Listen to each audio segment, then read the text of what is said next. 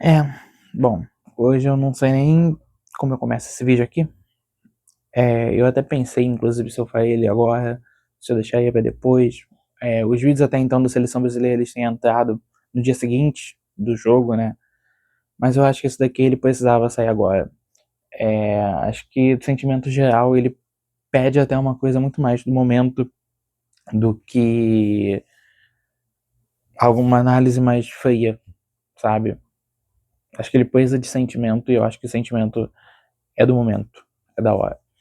Mas enfim, se você tá vendo esse vídeo, com certeza você sabe que a gente acabou de perder pra Noruega de 2-1. Eu tô gravando esse vídeo logo depois que o jogo acabou, então não vi nenhuma entrevista. Eu só vi o Neymar chorando e vi que o Marquinhos estava sendo chamado, mas não vi entrevista, não vi coletiva, não sei qual repercussão esse jogo vai ter ou já está tendo. Mas vamos lá falar sobre o que acabou de acontecer, né? É um resultado histórico para a seleção brasileira, porque pela primeira vez a gente cai nas oitavas de final desde 1990, quando a gente caiu para a Argentina. Num contexto completamente diferente, porque tinha toda a questão de ser uma seleção brasileira inferior, de um ciclo problemático, de jogadores muito questionados, também por uma questão da própria partida, né, de ser um clássico, de toda a questão da água, do Canidia, enfim. É histórico também porque a gente continua sem vencer nenhum europeu no mata-mata da Copa do Mundo. Desde 2006, desde 2002, quando a gente venceu para a Alemanha, a gente perde para a França em 6, a gente perde para a Holanda em 10, para a Alemanha em 14, para a Bélgica em 18, para a Croácia em 22 e para a Noruega em 26. E é mais um resultado negativo também, porque mostra que a gente não consegue vencer a Noruega em Copa do Mundo, né? A gente perde em 98 e volta a perder nas oitavas, na fase de grupos de 98 e nas oitavas de 26. Mas bem, tirando esses fatos históricos que seguem na nossa mente, números que vão continuar a serem citados aí para outras Copas, porque é nessa que o 20 vira 24, é nessa que os números só aumentam. Na verdade, que o 24 de 2002 até 2006 vira 28, né? Porque a conta pode ser resolvida só agora em 2030. Mas deixando isso de lado, eu não vou falar tanto do jogo porque é uma coisa mais fresca, mas tem coisas que eu preciso tocar, né? O primeiro tempo ele logo começa com um gol da Noruega, que eu nem senti muito, porque eu já vi que o Sorloth estava avançado, estava à frente da linha dos zagueiros. Eu vou voltar a falar dos defensores depois, tá? Mas o Sorloth recebe já em posição de impedimento, cruza pro Berg, que marca no começo do jogo, mas o juiz logo anula. E então, assim, a gente começa mal, mas melhora, começa a fazer construções. E aí, o primeiro tempo, a gente tem coisas marcantes, que é um pênalti cobrado e desperdiçado pelo Bruno Guimarães. Bruno Guimarães que não é o primeiro, nem o segundo, nem o terceiro cobrador da seleção brasileira, mas ele está entre os cobradores da seleção brasileira. Ele bate bem pênalti. Ele não é o principal cobrador do Newcastle também não, mas nos treinos em ambos os clubes ele, no caso do clube do Newcastle, no caso da seleção brasileira, ele tem bom aproveitamento. No Newcastle ele converteu os dois que ele fez na temporada, mas no jogo ele bate muito mal, muito, muito mal, e acaba mantendo o placar em 0-0. Além do pênalti, duas outras coisas me incomodaram da primeira etapa, que é primeiramente a marcação da seleção brasileira. A gente tinha uma forte marcação contra os atacantes da Noruega. Para mim, Marquinhos e Gabriel Magalhães fizeram um bom jogo.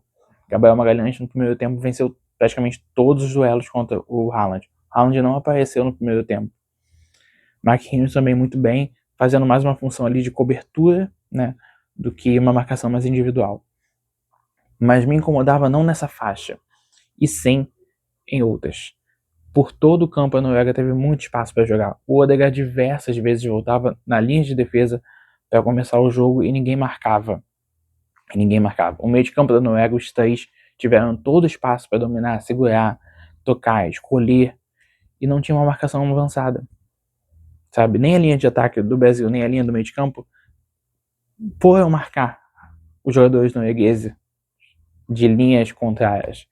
E isso me incomodou porque o principal problema da Noruega é a linha de defesa. Os dois laterais são frágeis. O lateral direito que atuou nessa partida é o lateral reserva. Tanto que até um lance o Vinícius perde no mano a mano, depois consegue recuperar e tem uma boa chance. Mas foi só isso. A gente tentou recuperar a bola muito pouco, a gente pressionou muito pouco. contra quem tem pouco domínio da bola. A verdade é essa. O problema não é deixar a posse de bola com a Noruega. Eu entendo a estratégia do Ancelotti de não ver problema com a bola sob posse do rival. Muitas vezes eu até concordo. Só que você dá a bola nem sempre quer dizer também que você vai dar espaço. E a seleção brasileira deu todo o espaço do mundo para a defesa e meia da Noruega subirem suas linhas, tocarem com calma, escolher para quem vai passar. Isso não pode. Então isso me incomodou demais no primeiro tempo. E a segunda coisa é a questão de infiltrar. Não só o Matheus Cunha não conseguiu fazer uma função de jogar um pouco mais recuado e tentar algum passe diferente pro Vini e pro Ryan, mas como o Ryan também fez um jogo correto no que tentou, tendo tentado muito pouco.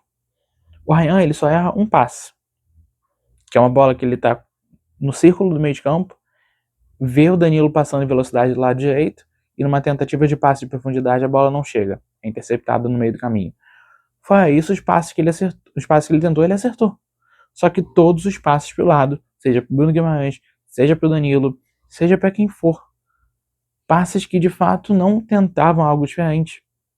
O próprio Ryan, que foi convocado, que ganhou essa vaga nas convocações por ter partido para cima, o Ryan, que faz um 2026 pelo Bournemouth,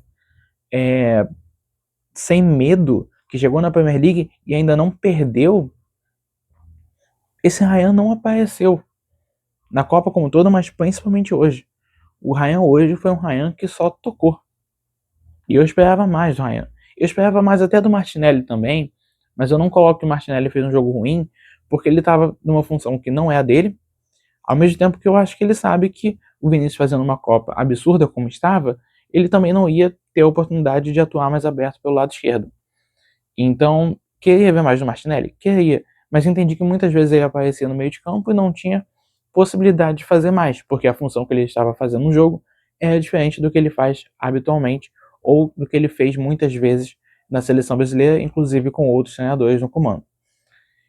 E aí no segundo tempo a gente tem até uma melhora em relação a isso, o próprio Ryan tenta um pouco mais, e daí vem as substituições, né? O Hendrick entra no lugar do Matheus Cunha, e eu acho essa mudança positiva, porque dali a gente vê que o Hendrick podia ser alguém que ia incomodar a defesa da Noruega. A questão é que na segunda bola que o Hendrick recebe, e numa chance muito boa, ele desperdiça, ele acaba dando um toque a mais na bola e acaba chutando para fora, tira demais do goleiro. Depois acabam entrando o Neymar, se não me engano, no lugar do Ryan. Sai também o Martinelli para a entrada do Danilo.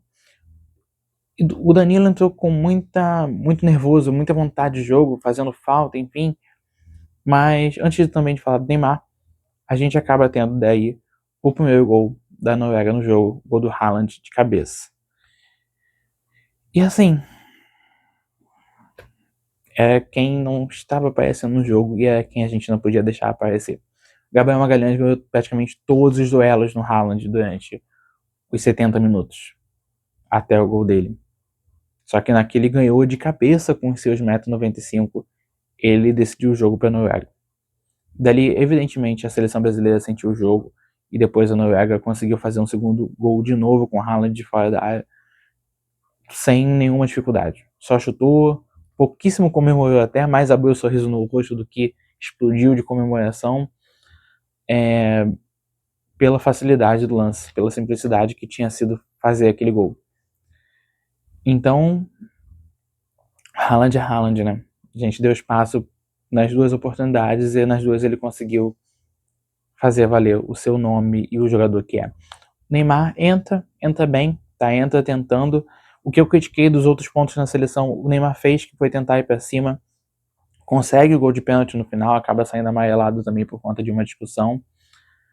E aí o jogo acaba no placar de 2-1, né? Então vamos de considerações finais, eu não quero que esse vídeo se estenda muito também. Haaland é Haaland. E a Noruega tem exatamente o que o Brasil não tem, que é esse 9. Eu não tenho um problema e eu não sou tão vidrado pela existência desse 9. Mas quando esse 9 é artilheiro de praticamente tudo que o clube disputa, quando esse 9 tem uma média superior a 1 gol por jogo na maior liga do mundo, é diferente. Quando esse 9 tem 1,95 m, então a parada é ainda mais complicada. Então Haaland fez valer seu nome, fez valer o jogador que é. E para nossa seleção, que a gente vá para a próxima Copa com mais consciência e sem debater coisas fúteis, ou sem a gente perder tempo demais em discussões que às vezes a resposta está nos nossos olhos, tá? Não quero ser engenheiro de obra pronta aqui, até porque algumas dessas coisas eu falei. Por mais que o Neymar tenha feito um bom jogo, por mais que o Neymar tenha feito até uma boa Copa no momento que ele entrou nos jogos, ele não foi mal em lance nenhum. Não vamos ficar muito presos a um craque que claramente não tem capacidade de jogar muito tempo, sabe? Não vamos ficar presos só a esse debate. Vamos entender que talvez o Endrick seja banco por ele não estar totalmente pronto. Vamos entender que talvez esse padrão de não ser muito utilizado no Real, de ser criticado no Lyon, apesar de ter chegado e ter jogado muita bola, mas ser criticado por uma questão tática, vamos entender que talvez isso faça sentido. Sabe? A questão do Endrick na Copa não foi tática. Mas aí é o que eu falo. Igor Thiago, quando perde o gol contra o Egito, ou até na primeira partida de fase de grupos contra o Marrocos, foi um alvoroço. Foi um que esse cara tá fazendo na seleção? Eu sempre soube que ele não era isso tudo, fazia gol contra times brigando pelo rebaixamento da Premier League. E aí o Endrick chega e também não faz muito melhor do que aquilo. E eu não tô falando isso pra linchar, pra xingar o Endrick, muito pelo contrário. Eu tô falando isso pra gente entender o motivo de talvez esses caras serem reservas da seleção brasileira. Principalmente o Endrick, que assim, desculpem-me, mas não estava pronto realmente para ser titular nessa Copa do Mundo. Não estava. Sobre o Bruno Guimarães, é óbvio que dá uma raiva, é óbvio que dá uma chateação, mas eu acho que parte um pouco do pênalti perdido também essa eliminação. Uma seleção que está na briga para se classificar para umas quartas de final de Copa do Mundo não pode perder um pênalti no jogo. E mais do que isso, tem jogadores como o próprio Vini que precisam bater no peito e assumir a responsabilidade. Se a Copa do Vini é tão absurda, talvez ele que devesse ir para a cobrança. Por mais que o Bruno tenha pedido, craques, grandes craques, têm que assumir responsabilidade, não é?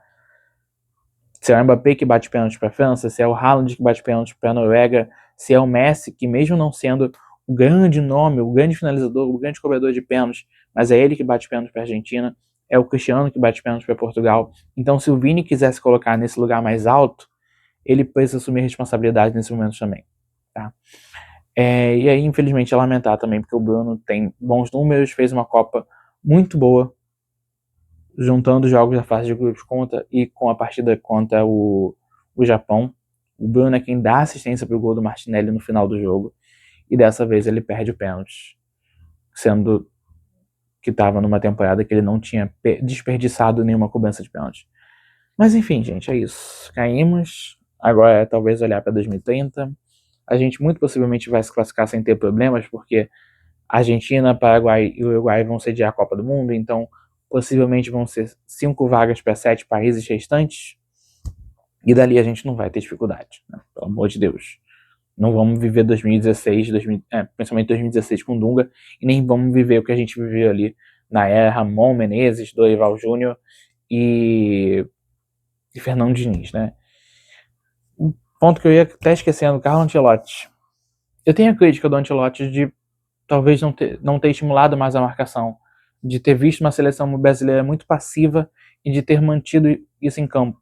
De não falar para Casemiro, para Bruno apertar mais, de não falar para Matheus Cunha buscar mais, ir atrás dos adversários. Eu tenho essa crítica.